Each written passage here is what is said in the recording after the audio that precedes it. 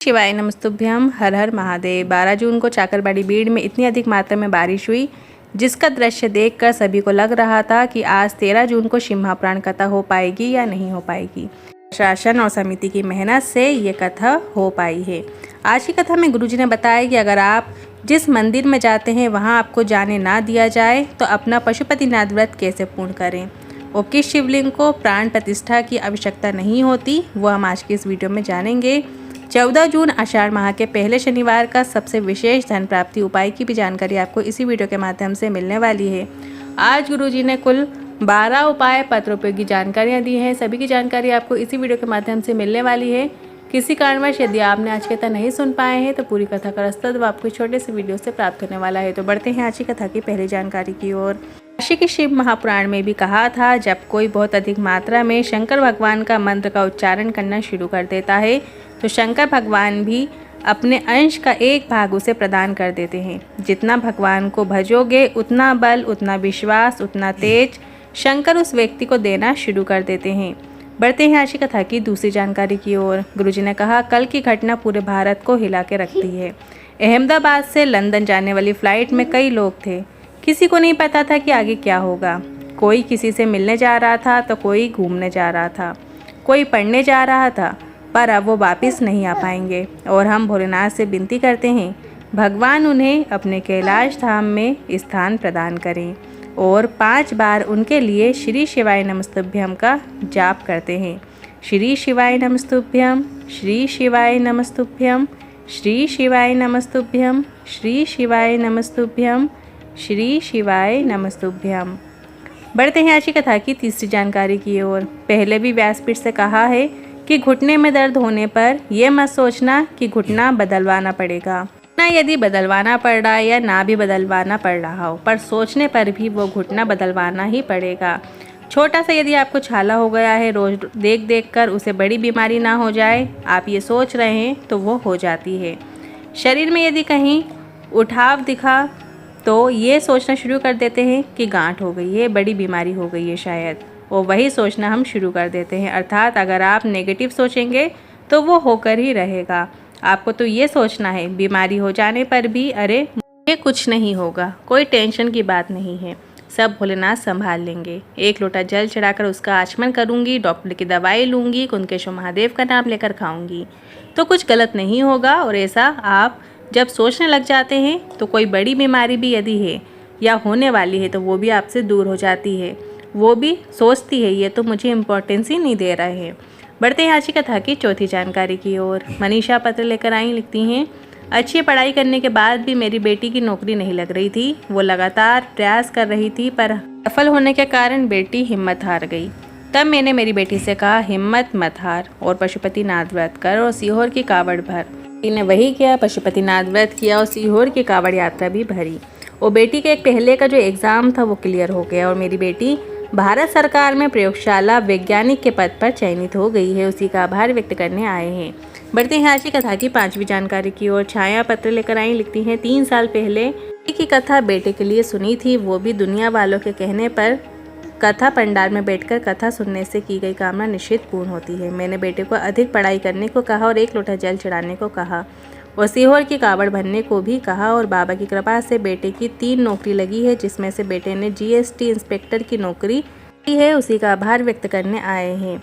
अब बढ़ते हैं आज की कथा की 6वीं जानकारी की ओर। करुणा पत्र लेकर आई, लिखती है, मेरे बेटे ने पढ़ाई करने के बाद 3 साल तक प्राइवेट नौकरी की पर उसका मन सरकारी नौकरी का था और कहा, क्या माँ मेरी सरकारी नौकरी लग सकती है?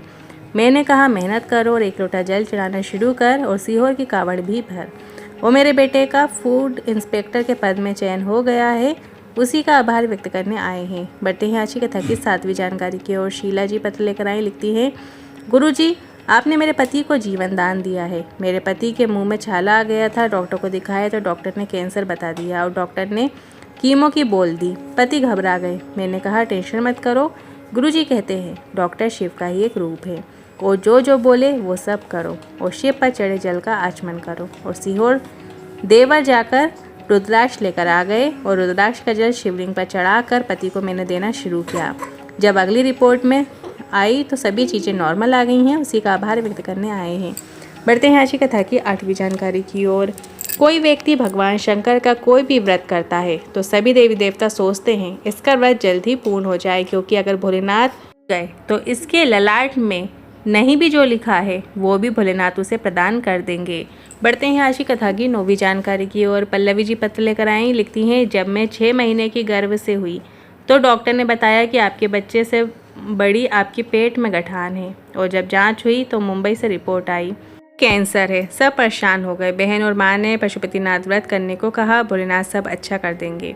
मैंने व्रत किया, रुद्राक्ष का पानी पीती और कथा भी सुनती, और अगली बार जब जांच कराने गई तो डॉक्टर ने कहा कैंसर समाप्त हो गया है, उसी का आभार व्यक्त करने आए हैं। बढ़ते हैं आज की कथा की 10वीं जानकारी की ओर। एक महिला ने पत्र लिखा जिसमें उन्होंने लिखा था, हमारे गाँव में एक ही मंदिर है और हम सभी महिलाएं वहीं पर पूजन और व्रत रखते हैं, पर किसी ने ताला लगा दिया और लिख दिया महिलाएं यहाँ व्रत करने ना आए, और हम अपने पशुपतिनाथ व्रत अब कैसे करें। तो इस पर गुरुजी ने कहा, आप तो बेलपत्र के वृक्ष के नीचे पार्थिव शिवलिंग का निर्माण करके वहाँ पे पूजन अर्चन कर सकते हैं, और आप तो सीहोर आ जाइए, हम आपको एक आषाढ़ का शिवलिंग देंगे जिसे आप खुले में किसी वृक्ष के नीचे रखकर पूजन अर्चन कीजिएगा, और हम ये तो यहाँ के जजमान को जानते हैं, वो आपको नर्मदेश्वर शिवलिंग दे देंगे और इसका आप सीधे उपयोग कर सकते हैं, क्योंकि नर्मदेश्वर शिवलिंग को प्राण प्रतिष्ठा की आवश्यकता की जरूरत नहीं होती है, क्योंकि वह शिव का ही प्रतिबिंब होता है। नर्मदेश्वर शिवलिंग यदि आप घर पे भी लाते हैं तो उसको प्राण प्रतिष्ठा की जरूरत नहीं होती है, उसे आप डायरेक्ट रख कर पूजन अर्चन कर सकते हैं, अभिषेक कर सकते हैं। आस पास कहीं आपके गाँव में, आपके क्षेत्र में यदि शिव मंदिर भी नहीं है तो आप पाषाण का नर्मदेश्वर शिवलिंग आप कहीं पे भी रख सकते हैं और उसकी पूजा कर सकते हैं। आप किसी वृक्ष के नीचे उसे रख कर पूजा अर्चन कर सकते हैं, और सभी महिलाएं वहां पे जाके पशुपतिनाथ व्रत भी कर सकती हैं। बढ़ते हैं अगली 11वीं जानकारी की ओर। ये कथा जो है ये 14 जून को पूर्ण हो जाएगी, और इसके बाद गुरुजी की जो अगली शिव महापुराण कथा है वो 19 जून से 23 जून निकुंबा में होगी, जिला दुर्ग में होगी। और ये जो शिव महापुराण कथा का समय रहेगा ये दोपहर में 1 बजे से 4 बजे तक रहेगा। फिर 26 जून से 2 जुलाई तक शिव महापुराण कथा होगी, बेजापुर छत्रपति संभाजी नगर में ये शिव महापुराण कथा होगी। और इसके बाद गुरुजी की जो अगली शिव महापुराण कथा है वो 5 जुलाई से 9 जुलाई गुरु पूर्णिमा शिव महापुराण कथा होगी, बीड़ महाराष्ट्र में होगी, धर्मशाला में होगी। ये जो ना टीवी पे आएगी ना पंडाल में होगी। इसके बाद गुरुजी की जो अगली शिव महापुराण कथा है वो 25 जुलाई से 31 जुलाई भिलाई में शिव महापुराण कथा होगी। इसका समय भी दोपहर में 1 बजे से 4 बजे तक रखा गया है। और फिर 6 अगस्त प्रदोष के दिन सीहोर में कांवड़ यात्रा चलेगी, और सुबह 9 बजे से सिवना नदी के तट से प्रारंभ होगी, जो कि सीहोर में सिवना नदी है, और वो कुबरेश्वर धाम तक जाएगी। अब बढ़ते हैं अगली 12वीं जानकारी की ओर। जैसे कि कल 14 जून है और शनिवार का दिन है, पहला शनिवार है, तो इस दिन आप एक विशेष उपाय कर सकते हैं। यदि आपको बहुत अधिक मात्रा में कर्जा हो गया है या फिर आपके घर में पैसों की आवक नहीं हो रही है, तो ऐसे में आपको गोल बाती का एक दीपक बना लेना है। घी का दीपक बना सकते हैं। कल के समय आपको पीपल के वृक्ष के नीचे जाकर ये दीपक प्रज्वलित कर देना है। श्री शिवाय नमस्तुभ्यं बोलते हुए अपने कर्जे का भान करते हुए, या आपके घर में धन संपदा की आवक नहीं हो रही है तो उसका भान करते हुए वो दीपक प्रज्वलित कीजिए। श्री शिवाय नमस्तुभ्यं 1 मिनट तक वहाँ पे स्मरण कीजिए। हम आपको 5 शनिवार ये उपाय करना है। पीपल के वृक्ष के नीचे शनिवार के दिन प्रदोष काल में घी का दीपक गोल बाती का आपको प्रज्वलित करना है। बस आपको इतना ही करना है। आज के उपाय से जुड़े मन में कोई सवाल है, क्वेश्चन है तो आप कमेंट के जरिए पूछ सकते हैं। वीडियो थोड़ा भी उपयोगी लगा हो तो वीडियो को लाइक करके कमेंट बॉक्स में हर हर महादेव जरूर टाइप कीजिएगा। यहाँ तक बने रहने के लिए धन्यवाद। श्री शिवाय नमस्तुभ्यं।